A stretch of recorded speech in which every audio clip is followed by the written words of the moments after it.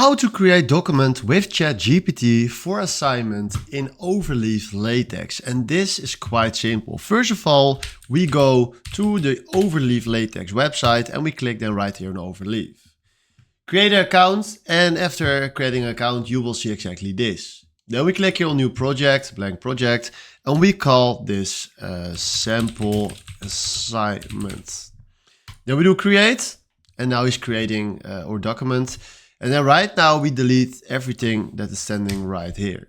Then also we go to layout and make sure that it's standing on editor and PDF.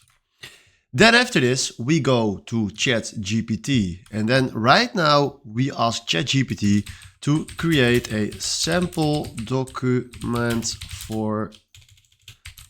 in Overleaf. Like this. And then now ChatGPT will create a nice sample LaTeX document with all the things that we need. So title, begin section, everything that we need to start a good document. So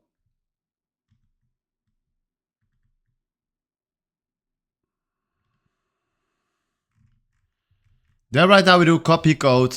We go back to our assignment.